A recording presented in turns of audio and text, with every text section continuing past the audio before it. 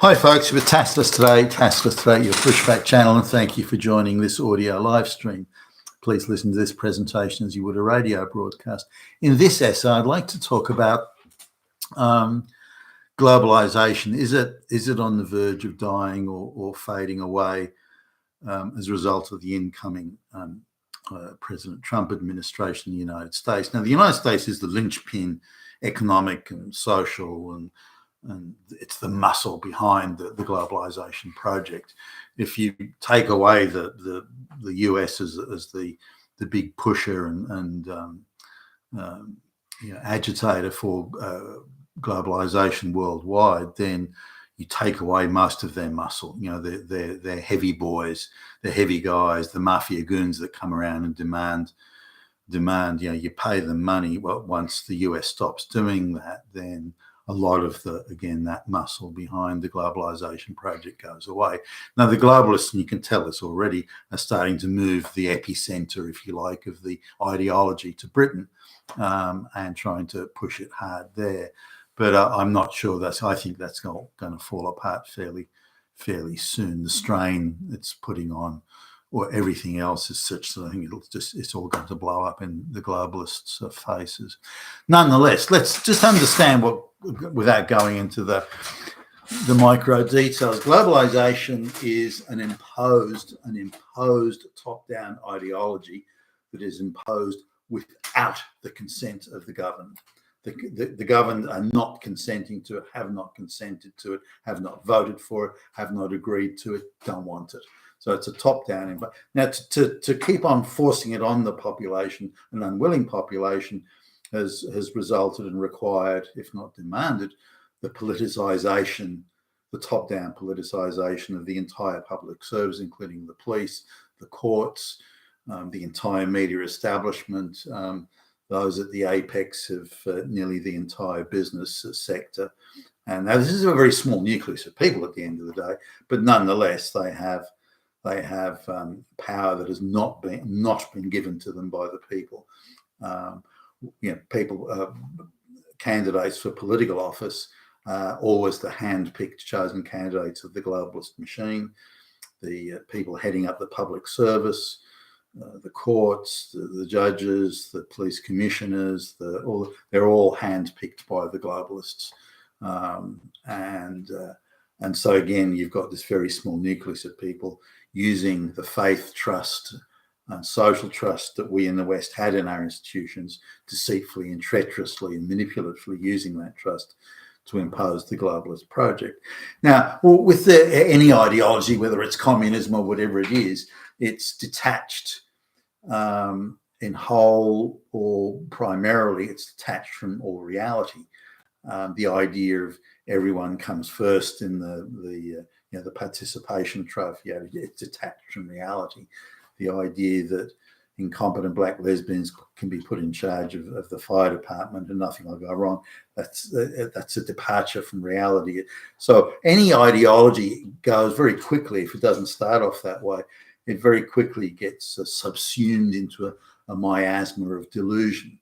And the globalist ideology, just like communist and socialist ideology, it can sound good. It's a world where everyone trades, everyone gets on, and this and that, and it's a utopia, and black lesbian school teachers will be in charge. It's got that fantasy, childlike, utopian vision that all those people have, or people like that, or people inclined to think that way fall into. But it is an ideology. It is not a practical application of organic reality. And that's where the departure takes place. There is always a reality in organic and practical that will creep in or you come back in. Even as much as you try and push it away and replace reality with ideology, the reality will always come back to bite it at some point. And now that can be, it comes back to bite within a day or two, or it can be years or decades. Taking the Soviet Union as an example, and Eastern Europe, the whole concept of communism was that or it was applied there at least, was that everybody works, everybody consumes. capable people will produce a surplus that then can be shared with the less capable, and this will be the nirvana, the paradise, and that people like Karl Marx and even the Hegels and the Rousseaus and all that sort of thing sort of alluded to or indirectly referred to in different ways. But the reality is quite different. You see this in sort of stark relief, say the Soviet attempt to open up what they call the virgin lands for cultivation, and they were going to grow vast amounts of grain and wheat and whatever there. And this was going to mean the Soviet Union would never need to import grain or import foodstuffs again, and it would be, there never would be a shortage of bread again in the Soviet. There were frequent, regular shortages of bread. People having to queue up all day just to get a loaf of bread. So, but because it was ideologically driven, the soil wasn't really up to the job of producing the sort of grain. But ideologically, they wanted to produce a million, for example, I'll just do round numbers here. Ideologically, they wanted to produce 1 million tons of grain every year. But the reality, the hard reality, was that the soil could only produce 10% of that. But instead of accepting that and working within the reality of the soil, creating the water to the irrigation systems, all that sort of stuff, the fertilizers needed, and all the things were needed to make it a success or a partial success. Instead of that, they stuck to the ideology. And we're going to do this ideologically. We'll wish it upon. And the reality was never there in the first place. So in the end, they turned the virgin lands, this supposedly to produce all this wheat, they turned it into a dust bowl. So it was useless for anything and everything. And you see this same attitude and the same approach to things. So instead of solving problems, and they fix one problem but create 3, 4, 5 more.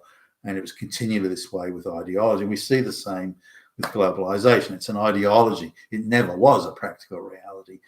And the idea is we can impose it on people. We'll put them in prison if they disagree with it, just like the communist Soviets did. We'll ruin them. We'll ruin their name, just like the Soviet communists did if they don't agree. If its ideology isn't taking hold, if people aren't going along with it, it's because there are far right elements in there and they're preventing it. So we'll just demonize them. We'll just make sure we've got ideological hacks in all the key positions. That'll fix it. So as they go each extra step at a time, each time becoming more desperate and frantic, they engage in further overreach, which takes them further and further away from reality. Let's hope that is unwinding. In the thumbnail there, it's a front page from The Economist magazine.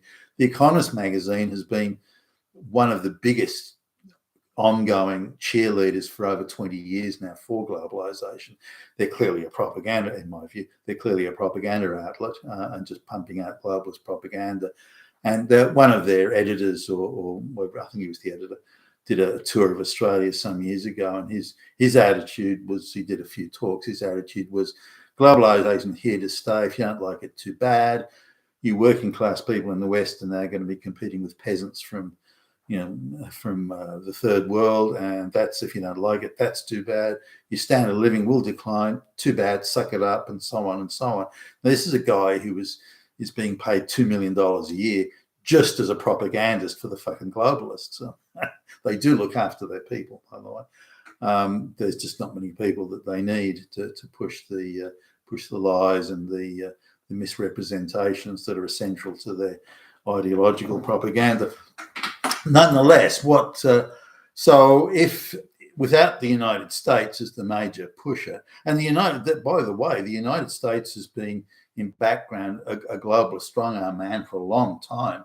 I came across this when realizing and being exposed to the US trade policy was being ruthlessly used to demand compliance with globalist ideology.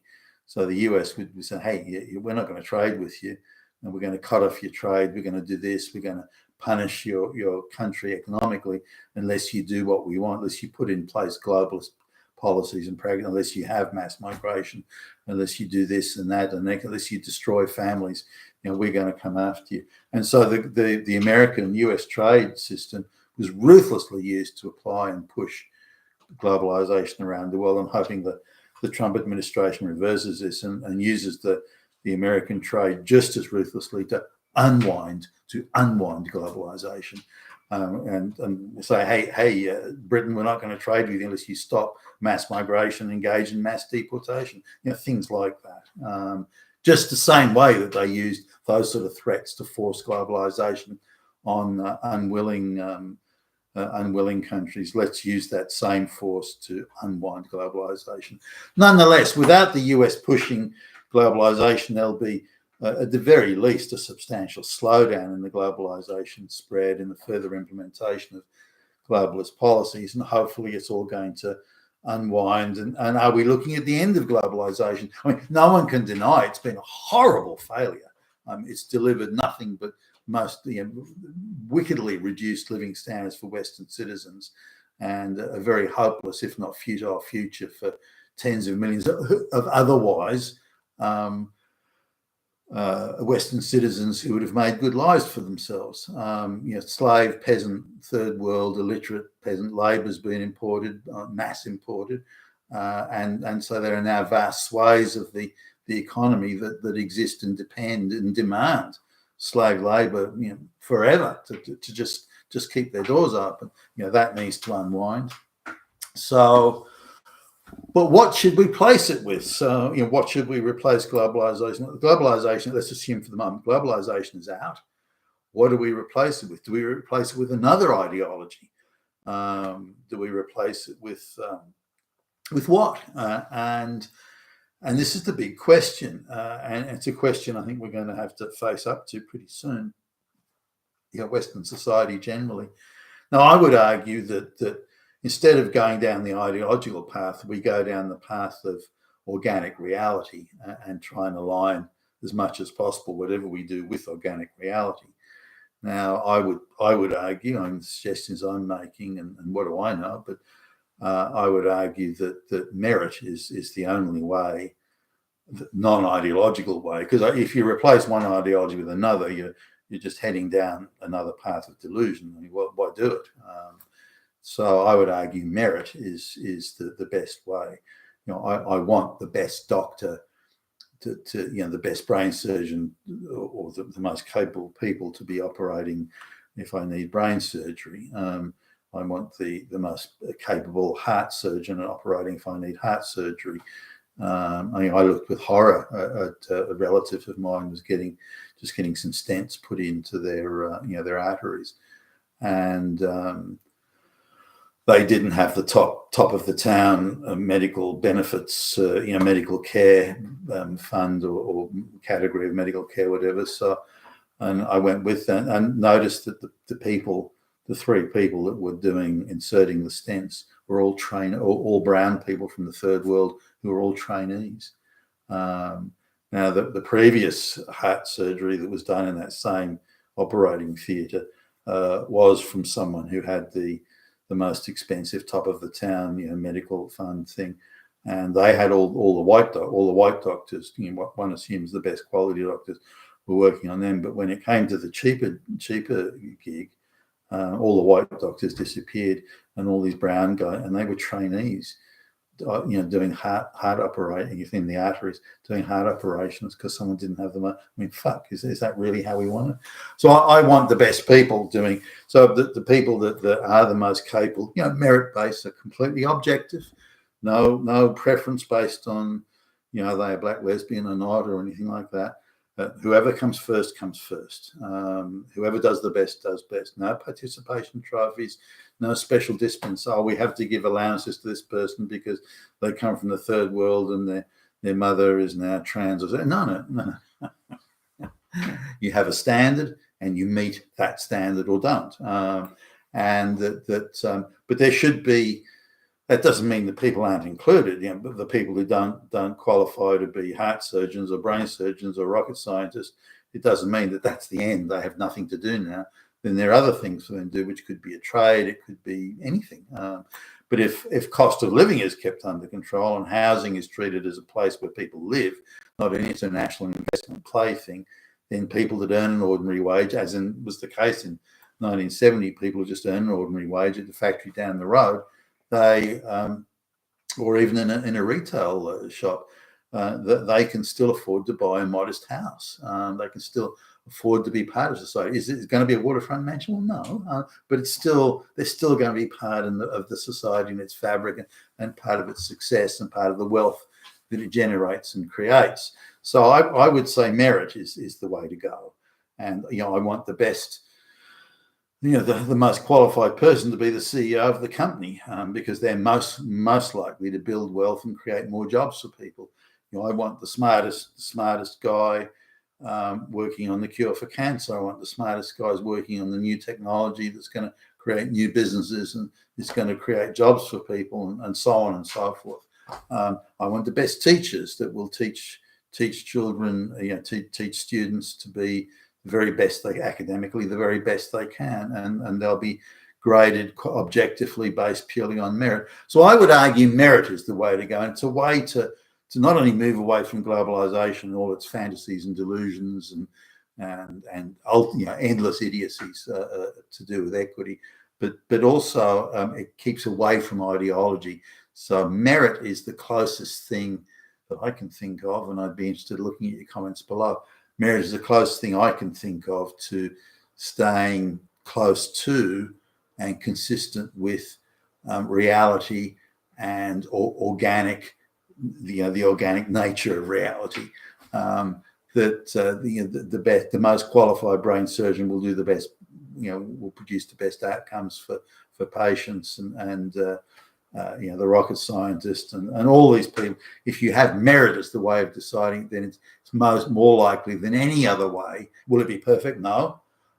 Will there be winners and losers? Will there be people who come first in the exam, as it was when I was a kid? I remember people that would get zero. I remember people getting, I don't know if you can imagine this, I remember people getting 0% in the exam. I remember those, when it was strictly merit, pass or fail, I remember kids getting 0%. And I thought that was, they probably had dyslexia or something, I don't know. But could anybody be that dumb when you get 0%? But there were kids that were getting 0%. A lot of kids were getting 0%, 5% and 2%, that sort of thing. There were those kids that were in that category. You don't see that anymore because no one's sort of allowed to fail because it's demeaning and so on. But I think we need to go back to that. But the caring society finds ways of saying, okay, we want the very best to be doing the brain surgery and so on, the rocket science and whatever. But just because someone gets 0 in the test for, I don't know, whatever it is, mathematics or something, well, that doesn't mean they're not included. They need to have a place, and the caring society will create places for them, not at the top, not participation trophies, not pretending that these people can also be brain surgeons, not that. That's the delusion side of it. That's the equity madness of things. But there are places for them to be jobs for them to do, and they can still be very much part of society, and the caring society makes sure that happens. And that's how inclusion should be, based on your capability. And look, I remember there was an after-school classes were offered by the school. It was only a brief experiment, as I recall, the school I was at. And I was struggling a little bit with a certain area of mathematics, calculus. I couldn't seem to get my head around it reliably. And no, I'm no mathematical genius, by the way, but I thought, no, I'm pretty close here. And so I went to this mathematics, like after school mathematics coaching thing that the school was putting on. So I turned up thinking I'd have to stand in line with all the people who are going to do it, because I knew a lot of people were struggling with various aspects of advanced mathematics. And so I turned up. I was the only guy there. That's how many people were wanting to put the time and effort into doing better. So if people aren't doing well, have extra facilities for them, have extra. So say, okay, if you want to do better at this, you've got to hit the books and come along to the coaching classes. So facilities, that's how you provide a caring society. not by bullshit equity. Like, no matter how stupid you are, we'll give you the same grade as someone who's very bright and capable. So that's my view. Merit is the way to create a fair society, and it's fair to everybody, because if you've got somebody fair doing the best job on brain surgery, or somebody who's merit based doing is the CEO of the startup company, they're going to create jobs and create opportunities and so on, and that in itself is fairness in a merit based society. You've been fantastic today, your Pushback channel. Thank you for listening.